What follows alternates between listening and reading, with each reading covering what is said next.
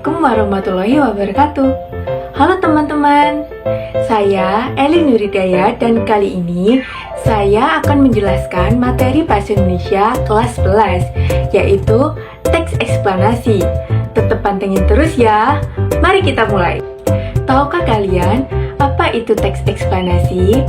Teks eksplanasi adalah ciri teks yang bertujuan untuk menjelaskan proses terjadinya suatu fenomena. Fenomena itu bisa terjadi secara alami maupun yang terjadi akibat ulah manusia.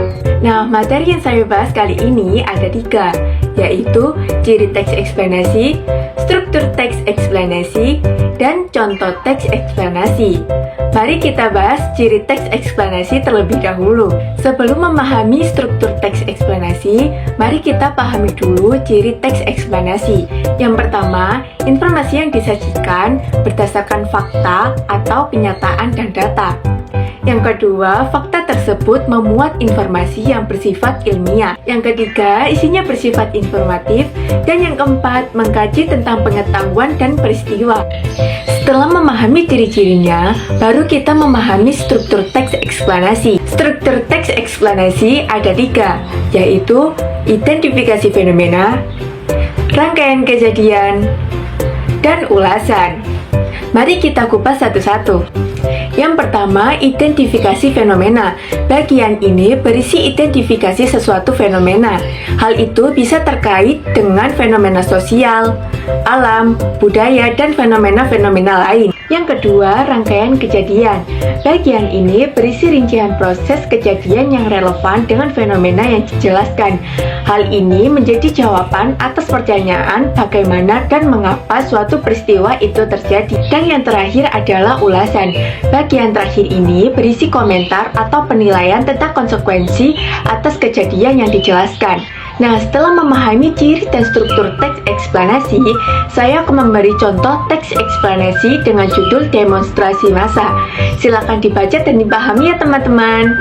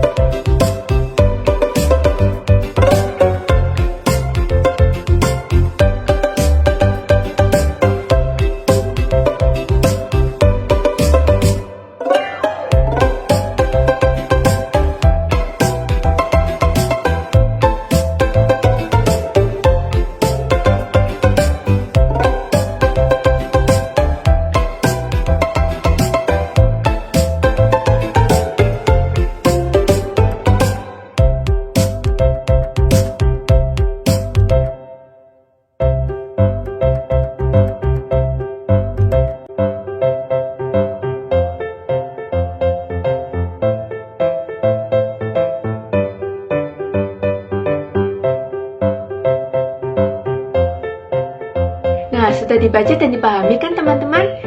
Berikut penjelasan teks eksplanasi demonstrasi massa. Untuk slide yang pertama, bagian itu termasuk dalam paragraf identifikasi fenomena.